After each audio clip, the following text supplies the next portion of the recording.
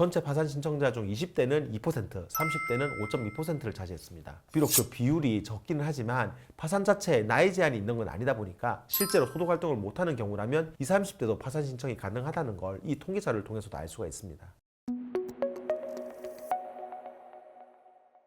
새로운 도화를 꿈꿉니다. 기사회생TV 김민수 변호사입니다. 최근 서울회생법원에서는 파산 관제인 보고서를 토대로 2024년 상반기 통계조사 결과 보고서를 발표했는데요. 이 내용을 보면 어떤 사람들이 파산 신청을 하고 또 그분들의 빚이나 재산은 얼만지 그리고 또 왜 파산을 하게 됐는지를 어느 정도 알 수가 있습니다. 파산을 고민하는 분들이나 이미 파산을 진행하고 있는 분들은 이 보고서를 보면 다른 사람들은 어떤 상황과 조건에서 파산 신청을 하는지 대략 파악해 볼 수가 있으실 텐데요. 이런 내용을 알게 된다면 파산을 하면서 막연하게 가지게 되는 불안감이나 걱정을 어느 정도 줄이실 수 있을 테니까 오늘 내용 잘 참고해 보시기 바랍니다.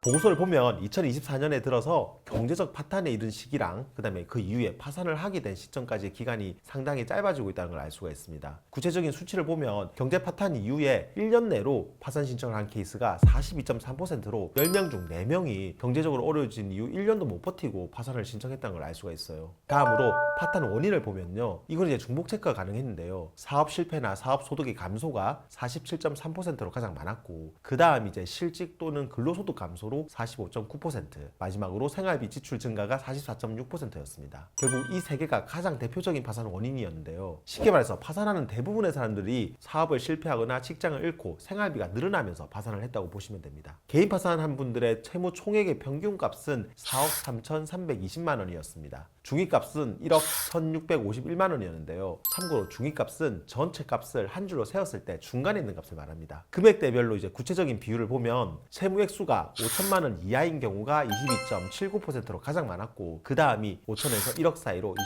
22.71%, 또 그 다음이 1억에서 2억 사이로 20.62%였습니다. 이 세 개를 합치면 수치가 66.12%로 파산하는 분들 대부분이 이 구간에 있었어요. 반면 채무가 10억이 넘는 분들도 그 비율이 10.68%나 됐는데요. 아무래도 파산의 경우는 사업 실패로 큰 빚을 지게 된 분들도 많다 보니까 회생보다 파산의 고액 채무자 비율이 더 높았습니다. 그리고 과거에 회생이나 파산 신청한 경험이 있는 비율을 보면요. 이전에 파산 신청을 한 적이 있는 비율이 9.7%였고 파산 신청을 해서 면책까지 받았던 비율도 8.4%나 됐습니다. 개인회생을 신청한 경험이 있는 비율은 8.3%였고 회생으로 면책까지 받은 분들도 2.1%였습니다. 대략 파산 신청하는 분들 10명 중 2명 정도는 이전에 회생이나 파산 신청을 해본 경험이 있다고 보시면 됩니다. 파산 신청자 연령대를 보면 60세 이상이 49.6%로 가장 많았고요. 그 다음이 50대로 27.5%, 40대가 15.5%였는데요. 전체 개인 파산 신청자 중에서 50대 이상이 77.1%로 대부분을 차지했습니다. 아무래도 파산이라는 게 이제 소득이 아예 없거나 있더라도 생계비를 빼면 남는 게 없는 분들이 하는 거다 보니까 소득 활동을 하기 어려운 노령층일수록 그 신청 비율이 높았습니다. 그래도 20, 30대 파산 비율이 아예 없는 건 아니었는데요. 전체 파산 신청자 중 20대는 2%, 30대는 5.2%를 차지했습니다. 비록 그 비율이 적기는 하지만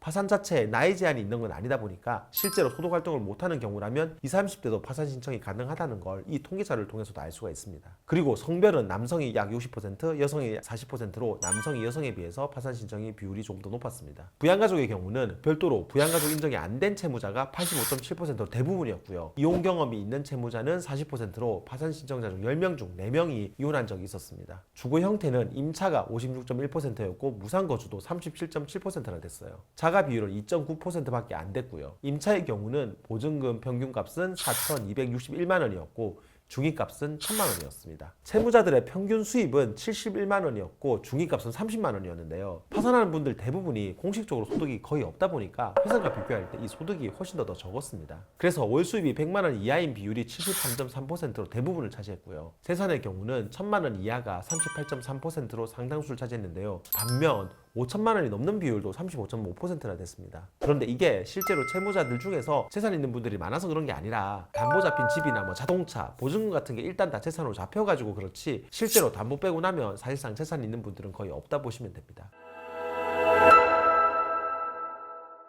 개인 파산 사건 통계를 전체적으로 보면 가장 많은 비율이 실직이나 사업 실패, 생활비로 1억 원대 빚을 진 5, 60대 남성으로 재산은 1,000만 원 이하, 소득은 100만 원 이하라고 보시면 될 겁니다. 이게 가장 빈도수가 높은 케이스인데요. 딱 여기에 맞지 않더라도 오늘 소개해드린 내용을 보면 생각보다 그 스펙트럼이 다양하니까 혹시 내가 나이나 재산, 채무 액수 때문에 파산을 못하는 거 아닐까 하는 걱정을 하지 않으셔도 될 겁니다. 영상 도움되었다면 구독과 좋아요 그리고 알림 설정 부탁드리고요. 추가로 궁금한 점 있으면 아래 댓글이나 법무부인 김해 파트너스로 전화 주시면 친절히 답변 드리겠습니다. 다음에도 더 좋은 주제로 찾아뵙겠습니다. 감사합니다.